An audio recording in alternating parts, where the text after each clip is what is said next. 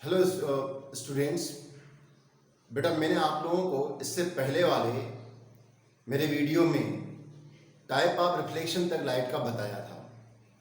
अब हम इसके आगे एक्सप्लेन करने जा रहे हैं, पर यहाँ पर सबसे पहले टाइप ऑफ रिफ्लेक्शन तो बताया रिफ्लेक्शन और रिफ्लेक्शन में थोड़ा अपन डिफरेंस देख लें, क्योंकि आगे की कुछ डेफिनेशन में रिफ्लेक्शन वर्ड भी आपकी बुक में यूज किया गया है और रिफ्लेक्शन एंड रिफ्रैक्शन। तो मैं इससे रिफ्लेक्शन तो बता दिया मैंने आपको, और रिफ्रैक्शन किसे कहते हैं एक शॉर्ट में आपको वो बता देता हूं। क्या है कि जैसे ये मिरर है, ए बी मिरर है, और इसको यूं कह सकते हैं अपन कि यह शाइनिंग सरफेस है। लाइट की रे यहां पर आई, ये इंसिडेंट रे है जो आई है, और ये वापस गई है इसको अपन रिफ्लेक्टेड रे कहेंगे। तो लाइट की रे जब किसी शाइनिंग सरफेस से टकराने के बाद सेम मीडियम में बाउंस ऑफ हो जाती है, या यूं कहें कि गो बैक हो जाती है सेम मीडियम में, तब इसको हम रिफ्लेक्शन ऑफ लाइट कहते हैं। क्लियर?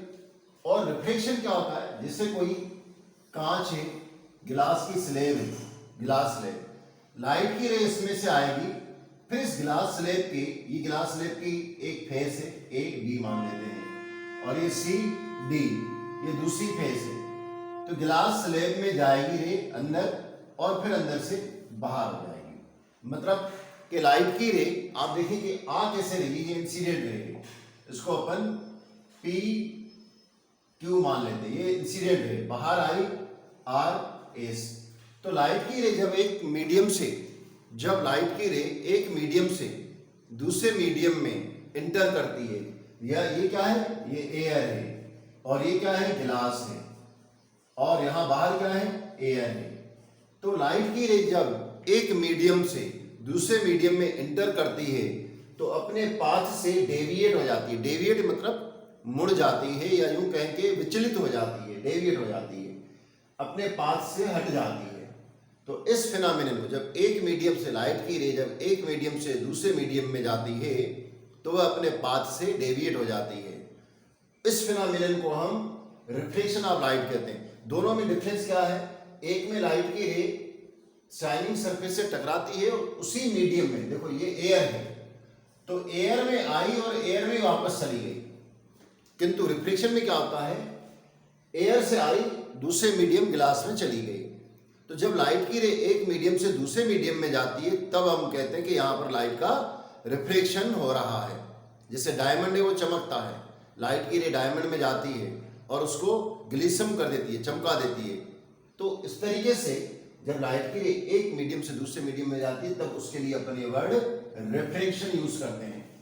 और रिफ्लेक्शन तो मैं आपको बता चुका, एक बार फिर से अपन रिफ्लेक्शन के बारे में बात करने जा रहे हैं कि व्हेन लाइट रे क्या हो जाती है, strike on shining surface it bounce back. मैं लिख देता हूं, व्हेन लाइट रेस कर देता हूं, rays strike on shining surface लिख देता हूं मिरर के बजाय, शाइनिंग सरफेस, ठीक है ना, and shining surface, and after strike it bounce off or go back in same medium is known as reflection of light. पिछले वीडियो में हमने आपको बता दिया था कि रिफ्लेक्शन ऑफ लाइट में दो तरीके का रिफ्लेक्शन होता है, एक रेगुलर होता है और एक इरेगुलर होता है। क्लियर? अब इसके बाद जो आपका नेक्स्ट टॉपिक है वो है रिफ्लेक्शन ऑफ प्लेन मिरर। तो रिफ्लेक्शन ऑफ प्लेन मिरर और दूसरा, पहले अपन इसकी देखेंगे, बाद में इमेज, टाइप ऑफ इमेज देखेंगे। रिफ्लेक्शन ऑफ प्लेन मिरर, अब ये जो मैंने आपको रिफ्लेक्शन बताया प्लेन मिरर के बाद तो मतलब मिरर भी अलग अलग तरीके के होते हैं। जी हाँ, मिरर भी अलग अलग तरीके के होते हैं। एक्चुअली जो मिरर होते हैं वो दो तरीके के होते हैं। कौन कौन से मिरर? दो तरीके के मिरर होते हैं, ठीक है ना। एक होता है प्लेन मिरर।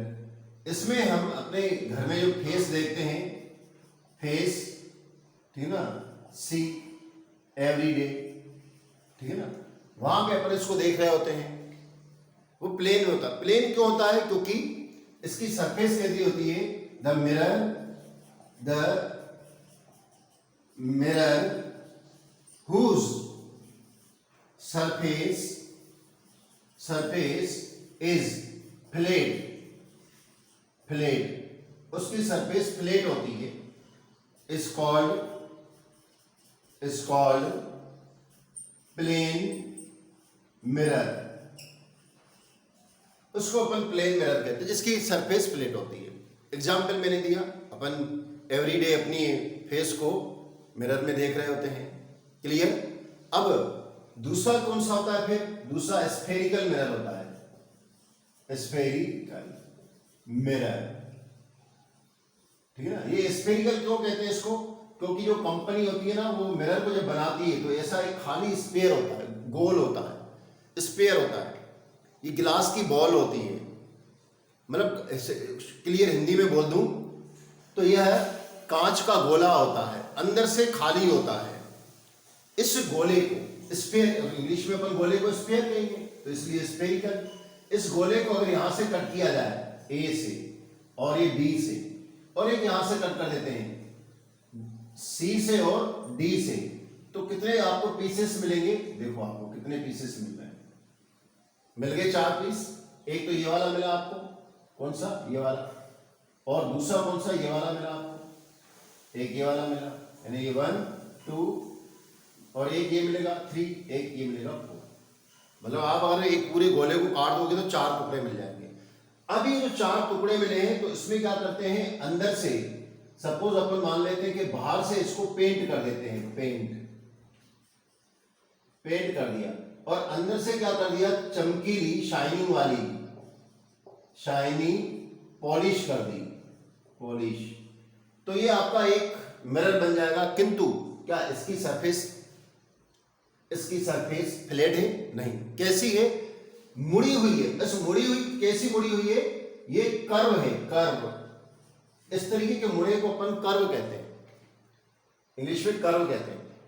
इसलिए ऐसे मिरर को अपन कर्व मिरर भी कहते हैं, कर्व्ड मिरर भी कहते हैं, स्फेरिकल मिरर या कर्व्ड मिरर भी कहते हैं। ये दो तरीके के होते हैं, एक कॉन्वेक्स होते हैं और एक कॉन्केव होते हैं। क्योंकि आपके बुक में ज्यादा इसमें डिटेल अभी नहीं है तो मैं ज्यादा नहीं बता रहा हूं, बस इस तरीके के मिरर को अपन कर्व कहते हैं। इन दोनों की क्या इसकी और इसकी क्या खासियत होती है, क्या पहचान होती है? ये जो कर्व मिरर होते हैं ना, इसमें कॉन्केव जो होता है उसमें मैक्सिमम केसेस में अपन की इमेज थोड़ी बड़ी दिखती है। जब अपन ब्यूटी पार्लर जा रहे होते हैं या हेयर सैलून पे जा रहे होते हैं कटिंग करवाने, तो उसके पास जो मिरर लगा हुआ होता है वहां पर हेयर सैलून पे, वो यही वाला होता है। उसकी सरफेस थोड़ी सी, ज्यादा नहीं, थोड़ी सी कर्व होती है। वो कर्व मिरर ही होता है या स्फेरिकल मिरर ही होता है और कॉन्केव टाइप का होता है। इसलिए उसमें जो फेस होता है थोड़ा बड़ा दिखता है और इसमें जैसा है फेस वैसा दिखता है। तो ये प्लेन मिरर और स्फेरिकल मिरर या कर्व सरफेस जो मिरर कहलाएंगे, कर्व मिरर कहलाएंगे। दो तरीके के मिरर होते हैं। क्लियर? और मिरर किसे कहते हैं? मिरर वह सरफेस होती है। एक बार मिरर के बारे में ये मैं इसको रब कर दिया मैंने, आप चाहें तो उसका स्क्रीनशॉट ले सकते थे। अब अगर मिरर किसको कहते हैं तो हम बताएंगे कि किसी गिलास की प्लेट को पीछे के एक साइड से, पीछे तो क्या होगा, दोनों गिलास की सरफेस से ट्रांसपेरेंट है, दोनों जगह एक जैसी होगी। तो उसकी अगर प्लेन मिरर के बारे में बात करें तो उसकी एक सरफेस को अपन क्या कर दे? पेंट कर दे, और दूसरी साइड से पॉलिश कर दे, या यूं कहें कि पहले पॉलिश कर दे उसके ऊपर पेंट कर दे, तो उससे जो रिफ्लेक्शन जो होने लगता है उसे अपन प्लेन मिरर कहते हैं। अब प्लेन मिरर और फ्लैट मिरर के बारे में मैंने बता दिया। ठीक है ना। मिरर किसे कहते हैं, फ्लैट मिरर किसे कहते हैं, वो समझ में आ गया। सिंपली अगर मिरर पूछे कौन सा होता है तो बताएंगे shining surface which reflect the light and form the image is known as mirror. क्या बताएंगे, what is the mirror, what is the mirror. तो हम बताएंगे कि शाइनिंग सरफेस विच क्या करती है, reflect the light rays and form image of an object is known as mirror. और टाइप के मिरर मैंने बता दिए, दो टाइप के मिरर होते हैं, स्फेरिकल मिरर और प्लेन मिरर। आप चाहें तो इसकी डेफिनेशन लिखें, मैं थोड़ा रब कर रहा हूं ना। अब जो आपका टॉपिक है आगे आपकी बुक के अकॉर्डिंग उसको देखें अपन। कह रहा है कि रिफ्लेक्शन फ्रॉम प्लेन मिरर, ये टॉपिक है आपका। किंतु इससे पहले कुछ टर्मिनोलॉजी दिया है, ठीक है ना। क्या है कि रिफ्लेक्शन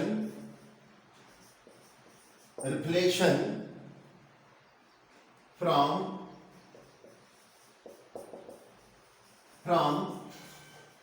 प्लेन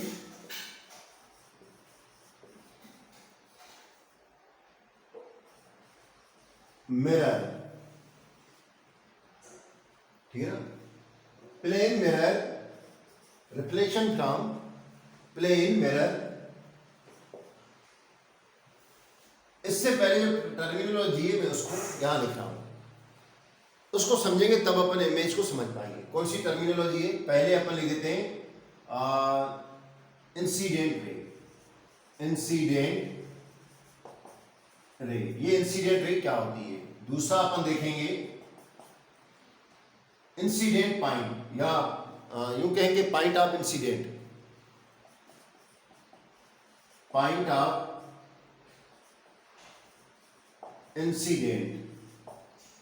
और थर्ड अपन बोल देते हैं रिफ्लेक्टेड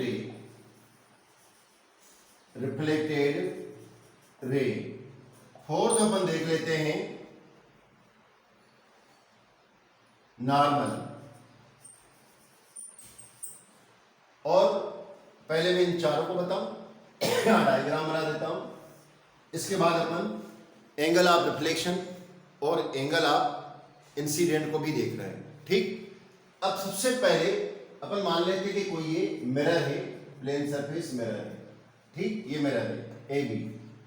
लाइट की रे जहां से आई और लाइट की रे आके जब मिरर से टकराती है तो वह लाइट की रे जो मिरर से आके टकराती है उसको अपन इंसिडेंट रे कहते हैं। क्या लिखेंगे, the rays which strike on mirror is known as incident ray।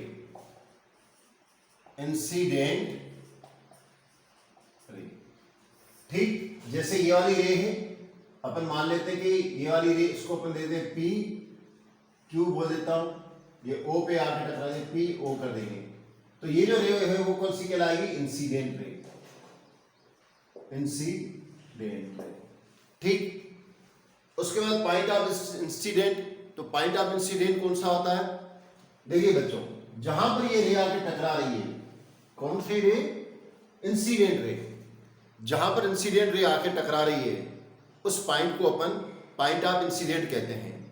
तो कैसे बताएंगे, पॉइंट ऑफ इंसिडेंट को कैसे डिफाइन करेंगे, the point on mirror where incident ray is strike is known as is known as point of incident. Point of incident. Clear? अब reflected ray कौन सी होगी?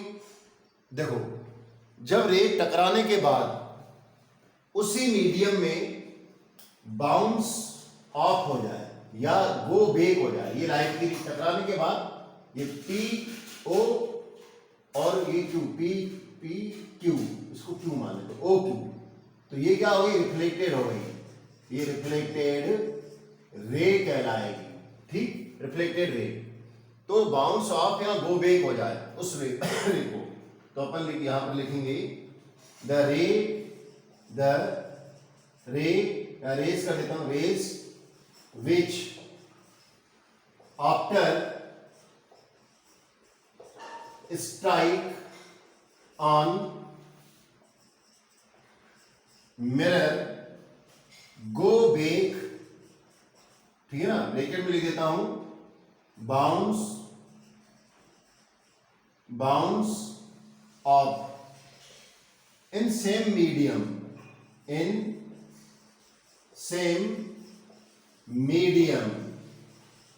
is known as reflected ray, ठीक है ना, या is called reflected ray कर देता हूं, is called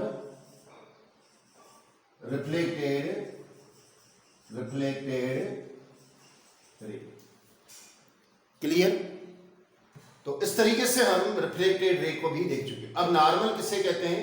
देखो, नॉर्मल एक्चुअली इमेजिंग, ये दोनों रे के बीच में एक इमेजिंग लाइन को ड्रॉ करते हैं अपन, जैसे मैं यहाँ पर ड्रॉ कर रहा हूँ, इसको थोड़ा हटा देता हूँ, इंसिडेंटली इसको वर्ड को हटा देता हूँ, आप लोगों ने डायग्राम बना के, चलो यहाँ लिख देता हूँ incident ray.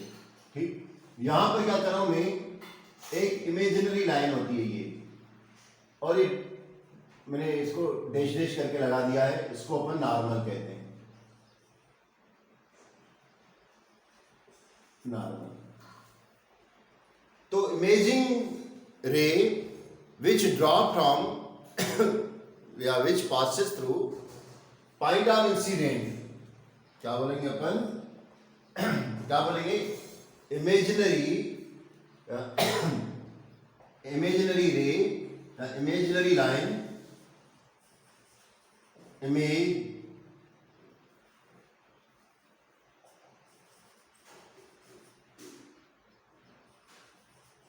imaginary line draw, imaginary line which passes through point of incident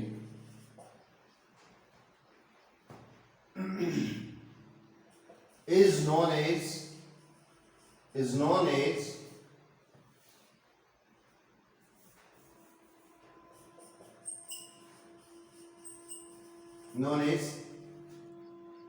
क्या कहलाएगी? थोड़ा नीचे से दिख नहीं रहा है, मुझे ऊपर करना पड़ेगा, थोड़ा सा इसको देख लीजिए, आपको मैं कैमरे को थोड़ा सा कर देता हूँ, ठीक है ना। Is known as normal, clear? और यहां तक थोड़ा देख लें, नॉर्मल मैंने घुमा लिया है ना, ये आप चाहे तो इसका स्क्रीनशॉट ले लें, क्योंकि मैं रफ करने जा रहा हूं।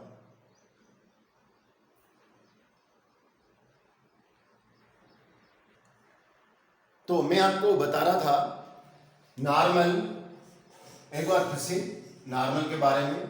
देखो, मैंने क्या बताया कि इमेजिनरी लाइन जो कि इंसिडेंट पॉइंट से जाती है, उसको ऐसे भी बता सकते हैं कि नॉर्मल को परपेंडिकुलर, ये अपन ने परपेंडिकुलर ड्रा किया,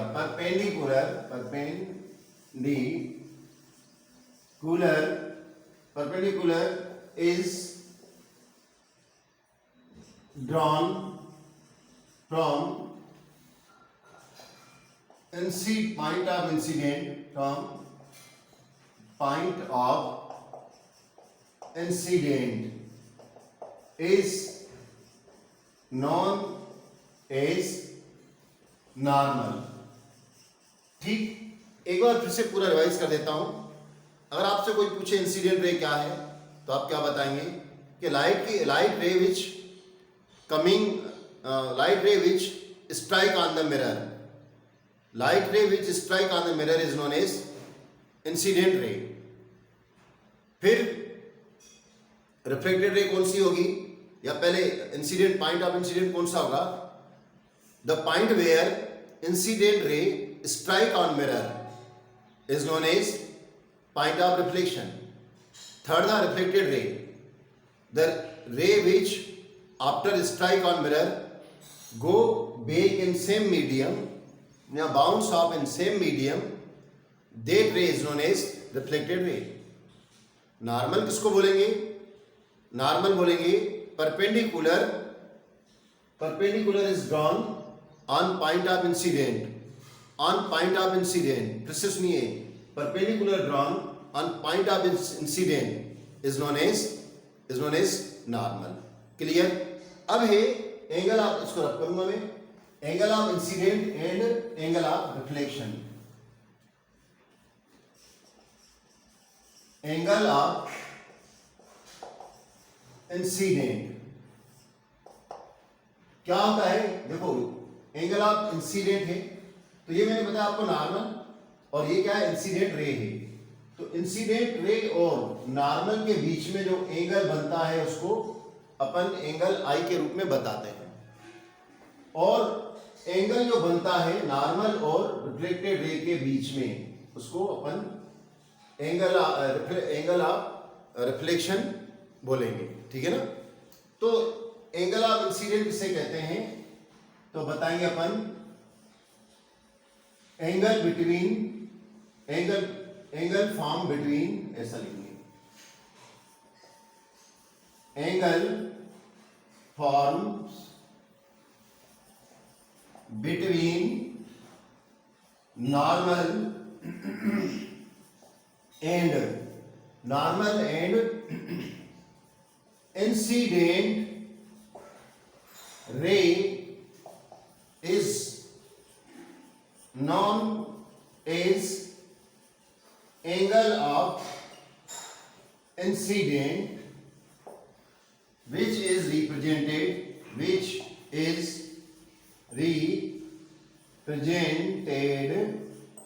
by angle I. क्लियर? मैं रब कर रहा हूं, आप स्क्रीनशॉट लेना चाहते तो ले लें। एक बार फिर से बता रहा हूं, ये नॉर्मल है, ये इंसिडेंट रे है। इन दोनों के बीच में जो एंगल बनता है उसको अपन एंगल ऑफ इंसिडेंट कहते हैं, उसको अपन एंगल ऑफ इंसिडेंट कहते हैं। क्लियर? रब करूं मैं इसको, आप लोगों ने देख लिया, रब कर देता हूं। अब एंगल ऑफ इंसिडेंट हो गया, एंगल ऑफ रिफ्लेक्शन देखें। ये अपना जो भी पॉइंट थी उसके बाद देखता हूं, उसके पहले मैंने इंसिडेंट रे 4 हो, ये 5th, ये 6th हो जाएगा करीब, है ना। 6th 5th देखो पॉइंट कौन सा है, तो angle of reflection, angle of reflection क्या होता है एंगल ऑफ रिफ्लेक्शन, तो एंगल मेड या angle form between normal and reflected ray. देखो नॉर्मल है और रिफ्लेक्टेड रे के बीच में, उसको अपन क्या बोलेंगे, एंगल ऑफ रिफ्लेक्शन। तो when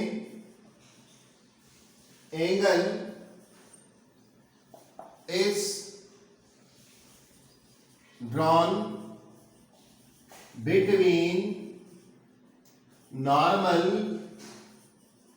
and reflected ray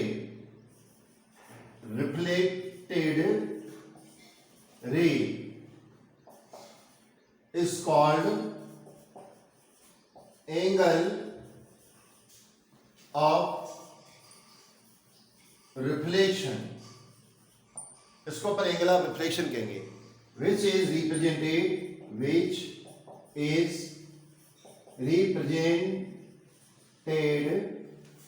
by angle R। इस तरीके से एंगल R करके अपन उसको रिप्रेजेंट करते हैं। आप चाहें तो इसका भी स्क्रीनशॉट ले लें। क्लियर? अब देखो ये क्या हुआ, ये एंगल ऑफ इंसिडेंट है और ये एंगल ऑफ रिफ्लेक्शन है। ये इंसिडेंट रे और ये रिफ्लेक्टेड रे, और ये वाला इंसिडेंट पॉइंट कहलाएगा, ये जो ओ है क्या कहलाएगा, पॉइंट ऑफ इंसिडेंट, ठीक है ना, इंसिडेंट पॉइंट या पॉइंट ऑफ इंसिडेंट लिख देता हूं, point of incident, point of incident. तो यहां तक अपन ने कुछ इस टर्मिनोलॉजी को देखा अपन ने। आप चाहे इसका स्क्रीनशॉट ले लें, मैं इसको रफ करने जा रहा हूं। नेक्स्ट टॉपिक को एक्सप्लेन करने से पहले आपकी बुक में एक एक्टिविटी दी है, आप चाहें तो इस एक्टिविटी को घर पे भी कर सकते हैं। एक्टिविटी आपके चैप्टर की फर्स्ट एक्टिविटी है ये। मैं यहाँ पर चैप्टर का थोड़ा नंबर नहीं बता पाऊंगा, लास्ट चैप्टर है आपका लाइट वाला, उसकी एक्टिविटी जो है ये लाइट वाला चैप्टर है, उसकी एक्टिविटी फर्स्ट। यहाँ से अगर क्वेश्चन भी बने तो आप उसको सॉल्व कर सकते हैं। एक्टिविटी फर्स्ट में क्या कह रहा है, कह रहा है कि आप ऐसा कार्ड बोर्ड ले लीजिए। ये जो कार्ड बोर्ड आता है, कार्ड बोर्ड, ये लकड़ी का होता है और नीचे इस तरीके का इसमें लगे हुए रहते हैं और सॉफ्ट लकड़ी का होता है, इसमें पिन भी लगाएंगे तो आराम से पिन आ जाती है। ये आपके स्कूल में होता है।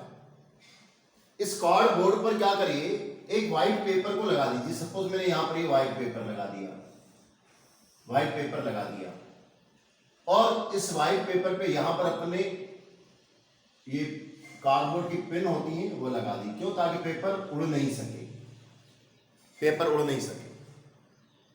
बच्चों ये जो एक्टिविटी हम करने जा रहे हैं वो एक्टिविटी 1 इस चैप्टर की, वो रिफ्लेक्शन को बताती है, वेरीफाई करती है रिफ्लेक्शन कैसे होता है, उस फिनोमेनन को शो कर रही है एक्चुअली। अब वो कैसे शो कर रही है, कह रहा है कि ऐसा करिए, एक ऐसा कांच की ऐसी आपको एक कांच की प्लेट, रेक्टेंगुलर प्लेट, ये मार्केट में भी मिल जाती है और आपके स्कूल की लैब में भी होगी। और अगर घर पे करना चाहते हो तो आपको अगर छोटा मिरर रखा हुआ है उससे भी हो सकता है। ये व्हाइट पेज लगा हुआ है, पूरे में मैं लिख नहीं पा रहा, चलो लिख देता हूं। यहां पर व्हाइट पेज है, क्या है ये, व्हाइट पेपर। और इस व्हाइट पेपर पे हम क्या करेंगे, एक ऐसी लाइन खींच दी अपन ने, थोड़ी देर के लिए अपन ऐसी लाइन एक स्केल से, ठीक है, क्या करते हैं, लाइन खींच दी अपन ने, और इसको ग्लास प्लेट को यहां रख दिया अपन ने। ये अपन ने ये ग्लास प्लेट कह रहा हूं, सॉरी, मिरर की, है ना, ये मिरर है,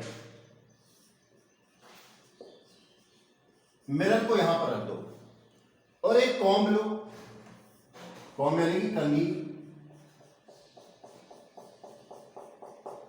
अब वो छोटी छोटी, इसमें मैंने ज्यादा इसको बीच में कर दिया है, कॉम्ब लो। ऐसी कंघी है अपने पास, कंघी जिसको कहते हैं कॉम्ब। इस कंघी को, कॉम्ब को क्या करेंगे अपन, इसके सारे जो इसके जितने भी ये वाले भाग हैं कॉम्ब के, इन सबको काले पेपर से, बिल्कुल ब्लैक पेपर होना चाहिए, ब्लैक पेपर से अपन ढक देते हैं। ये ब्लैक पेपर से अपन ने पूरा पूरा ढक दिया। बस एक को छोड़ के, एक वाले दो के बीच में जो एक गैप है ना, उसको छोड़ दो, इस गैप को छोड़ दिया, और इस पूरे को अपन ने क्या कर दिया, इस पूरे को अपन ने ब्लैक पेपर से, पूरा पेपर ब्लैक है, काला कंठा, ठीक है ना, उस पेपर से अपन ने इसको क्या कर दिया, पैक कर दिया। ऐसे पैक किया कि इस साइड से लाइट वगैरह जा भी नहीं पाए। अब इस कॉम्ब को उठाकर अपन ने यहां रख दिया, बिल्कुल इसके सामने रख दिया, ठीक, ऐसा रख दिया। ये सारा कॉम्ब ब्लैक पेपर से ढका हुआ है, ठीक है ना, ये ब्लैक पेपर से पूरा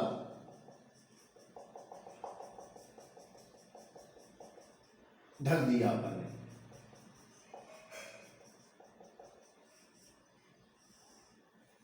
अब क्या करेंगे अपन टॉर्च से लाइट को, पहले क्या करेंगे, वैसे अपन क्या करते, चलो बाद में देखते हैं। अब अपन इसको लाइट लगाते हैं, लाइट मारते हैं, लाइट को ऐसे फोकस करेंगे कि लाइट और कहीं फैलनी नहीं चाहिए। फिर भले आप उसको कवर कर दो अपनी टॉर्च को, लाइट यहां पर पड़ना चाहिए, कॉम्ब पर पड़ना चाहिए, इस कॉम्ब के जो गैप है ना उसमें से जानी चाहिए। आप उसमें सीधी टॉर्च मारिएगा, सीधी बिल्कुल यूं, तो लाइट की रे देखो ये सीधी जाएगी ना, तो यहाँ पर आपको मिरर पे देखिएगा कहाँ, यहाँ पे चमकती हुई एक जोरदार बढ़िया चमकता हुआ लाइट का दिखाई देगी आपको।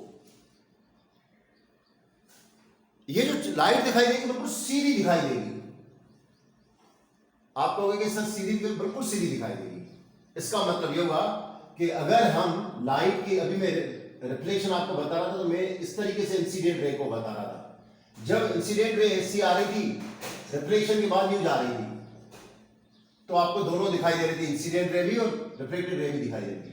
पर मैं लाइट का सोर्स यूं जो इंक्लाइन लिया है, सपोज ये 30 या 60 डिग्री, 30 डिग्री पे मैंने बेंड करके लिया, ऐसा नहीं लेकर मैं 90 डिग्री पे लेता, यहां से यूं सीधी लाइट की रे को आने देता, सीधा बिल्कुल आने देता। यूं समझ लो कि मैंने लाइट की रे को ये सीधी इंसिडेंट दी है, इंसिडेंट रे, नॉर्मल नहीं है, इंसिडेंट रे, या यूं कहें कि नॉर्मल के ऊपर ही मैंने इंसिडेंट रे को आने दिया।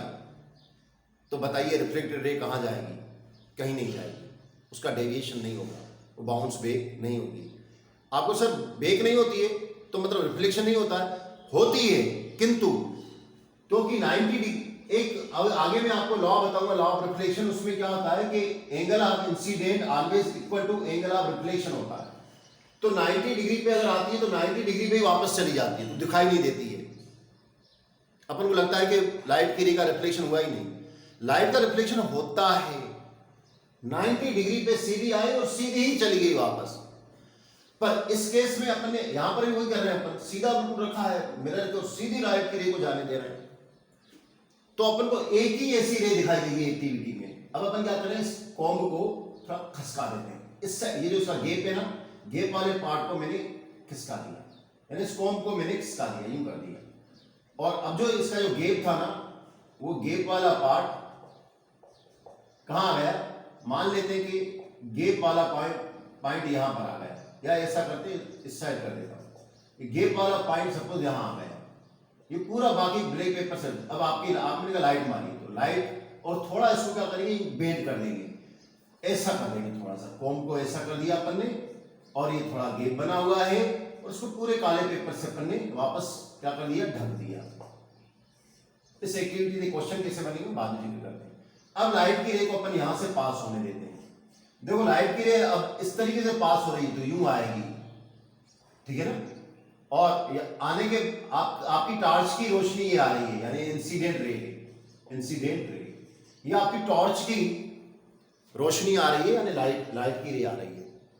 आप यहीं पर पेपर पे, व्हाइट पेपर पे बहुत बढ़िया नजारा देखोगे, एक रे यहां से भी पाइप आपके पेपर में यहां से भी आती हुई चमकती हुई रे यहां भी दिखाई देगी, और मिरर में ऐसे, मिरर के अंदर आपको इस तरीके की रे दिखाई देगी। मिरर के अंदर आपको देखोगे तो ऐसी रे दिखाई देगी, और मिरर के बाहर वाले पेपर पे, व्हाइट पेपर पे आपको ये दिखाई देगी, ये रिफ्लेक्टेड रे होती है, रिफ्लेक्टेड रे होती है। अब आप क्या करिए, इसको कॉम्ब को, टॉर्च को थोड़ा इधर उधर इधर उधर करिए, तो आप उसको जैसे ही मूवमेंट करेंगे, अगर लेफ्ट में करेंगे तो ये राइट में मूव करने लगेगी, कौन सी, रिफ्लेक्टेड रे। और अगर आप राइट में इसको ले आएंगे इंसिडेंट रे को, ठीक है ना, इसको इधर ले आए, तो ये क्या जाएगी, लेफ्ट में चली जाएगी, और इसको हम लेफ्ट में किया तो ये राइट में थोड़ी आती जाएगी। मतलब कि इंसिडेंट रे भी उतना ही मूवमेंट कर रही होती है जितना इंसिडेंट रे जितनी मूवमेंट करेगी उतना ही रिफ्लेक्टेड रे मूव करेगी।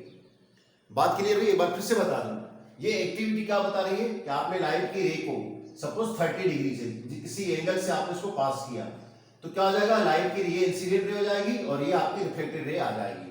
इस तरीके से आप उसको देख सकते हैं। एक बार फिर से इसको एक्टिविटी को बता रहा हूं मैं, क्या करना होता है। ये एक्टिव वेरीफाई करती है लॉ ऑफ रिफ्लेक्शन को।